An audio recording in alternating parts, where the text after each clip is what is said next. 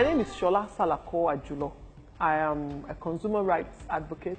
I've always been politically animated because my mom was very politically active. So, I mean, politics, it was normal for us to get involved in community issues, and she would be there. She was a polling agent for UPN. She without talking to us about it, we kind of saw it as normal. I got into activism, is what I would call it, because I mean you can't separate activism from politics because it has to do a lot with policies. So I have been politically aware, opinionated, and active. I think I've always been. The issues around us are what mandates us to get involved. I got involved in consumer protection and rights advocacy out of refusing to allow the status quo to continue. At the time I started consumer protection, nobody understood what it was. Nobody thought it was even possible in Nigeria. Everybody just thought that in Nigeria everything is all messed up. That didn't stop me, because I thought even if it is only one thing I can change, one person or one organization that I can change, it will add up. And today, everybody is a lot more aware. There's more, and there's a lot more consciousness of it. People are insisting on it. Service delivery is better now than it used to be. We need, as a people, to understand that government does not work. Governance is not just about the leaders. It's also about the followers. It's a leadership, followership, a symbiotic relationship. I put you there because you promised to give me, to be able to lead me properly. But I don't just say something because I put you there, I should let you be. Oh no, if I do let you be, you don't have any obligation to do what you say you want to do. So what has been lacking in the Nigerian equation for me is not a political party. We've tried at least two now, since this latest foray into civilian governance. We've tried two political parties now, and we've realized that, hey, there's no messiah in any political party. And I asked myself one morning, look, we've had all kinds of governments, different people. Okay, it's not PDP, it's APC, it's UPN, it's MPN, it's SDP. The only consistent, I'm not a mathematician, but the only consistent, what do you call it? I don't like maths. The constant K in our governance experience is the people. We are the ones who are constant. The parties have changed. They come from all walks of life. They come from all kinds of places. But we're still not getting the result. So that tells me that the only consistent part of governance in all of this is us.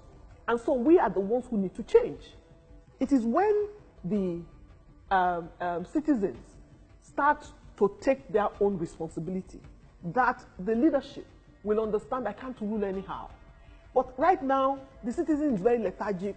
Now people just found social media platform and think that is where to just go and vent. All the venting we have done has not made any difference. Or if it has made a difference, maybe a little difference. If we want to get the kind of change we want, we also have to get involved. It is the first thing I think Nigerians need to understand is that there's nowhere in the world where governance is only done by the leaders and the place is perfect. It's only communism you get those kind of things. And even with that, the people are oppressed, they don't get good services, they just oppress them and all that. In every semblance of democracy, there is citizen engagement. We don't have enough citizen engagement. In fact, when you find citizens start to engage, it is the people you are trying to fight for who will say, what is wrong with you? You are too noisy. You are too this. Is it only you? They will abuse the living daylights out of you. Not understanding that you are doing what all of us should be doing. All of us need to get involved. And I'm not even talking about getting involved on the level of the presidency or whatever. Getting involved in community organization. Obama became president. The first experience he ever had about wanting to go into politics or wanting to go into leadership was in community organizing. What was it? There was an issue in a particular community. He goes around to raise awareness about it, to form an organization around it, and based on that, put pressure on the government to do something about the housing in that south side of Chicago. He talks about it a lot. Today, he has a global organization that is focused on community organizing. How did I get into consumer protection? Community organizing. I just started to parrot people's experiences. So people saw me as a place to tell us, this is what happened to me. And then I take it out and put pressure on government through my platform in the media. And that's how we got here. And Nigerians need to get up and get involved. It is not going to happen. Another political party will not be any different. If we vote these ones out and bring others in, we will still be where we are. We need everybody to know that they have a responsibility. Nothing is going to come to you on a platter of gold. You have to get up and demand it. That is how you hold leadership accountable. That is how you get them to listen to you to do what they need to do. A lot of us don't know who our local government chairman is. We don't know who our councillor is. Because we don't know them, they just go vote a party because I like this party. Whoever they put doesn't know you, so why should he be accountable to you? But we need to get involved from that level. We need to know who that person is.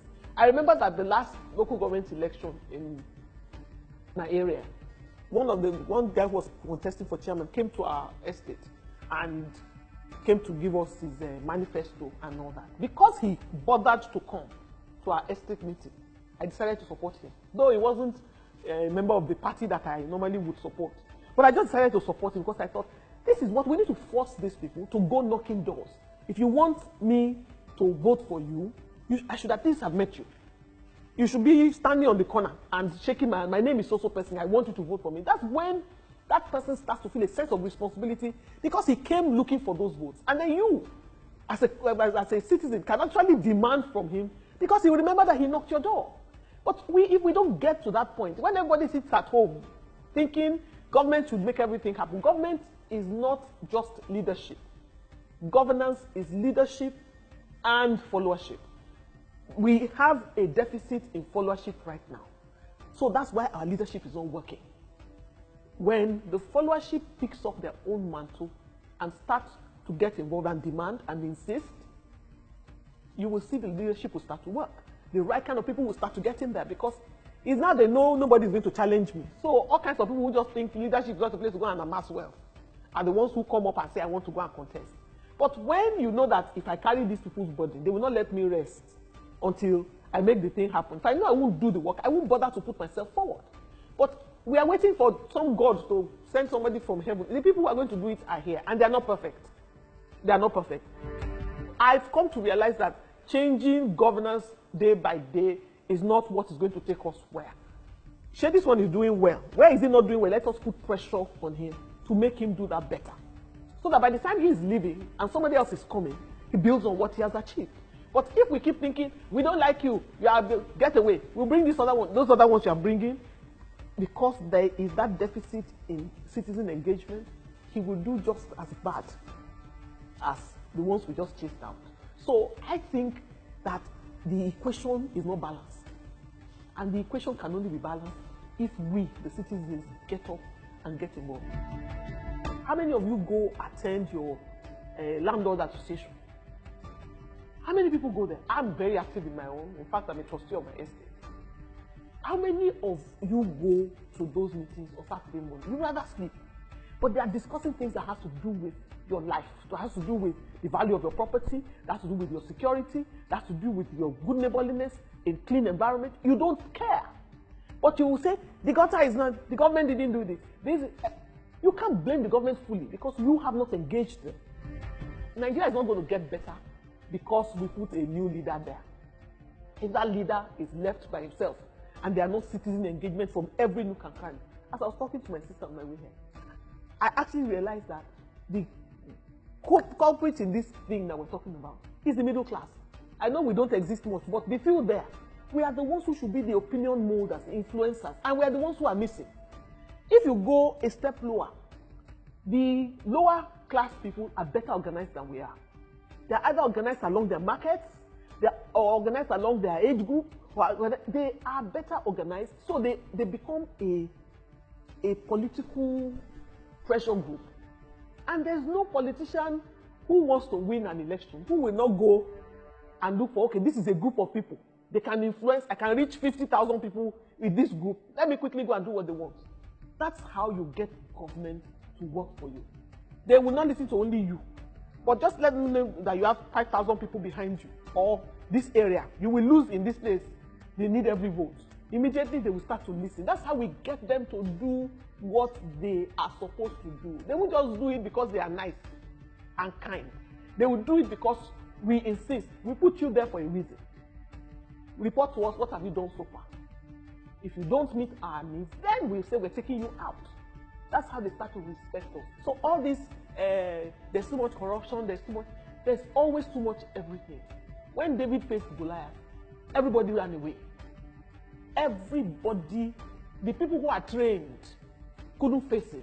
But this guy saw something different. So you have to look beyond this thing. If he didn't step there, they would be standing there being ridiculed for only God knows how long, until Goliath feels, okay, I'm tired. But he took his destiny in his hands and pushed forward. We need to do that. We Nigerians need to get involved in governance. We have a role to play.